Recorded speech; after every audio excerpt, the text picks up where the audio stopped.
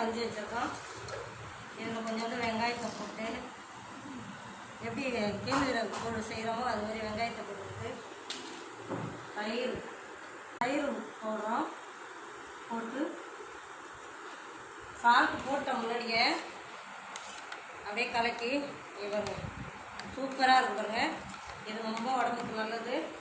என் பையனுக்கு கொடுத்து எப்படியாவது கொடுத்து வைக்கணும் அப்படின்னு சொல்கிறாங்க. அப்பா இன்னைக்கு டிஃபன்லாம் கிடையாது, இதுதான் கருப்பு கவுனி அரிசி தான் கஞ்சி. சூப்பராக இருக்கும்.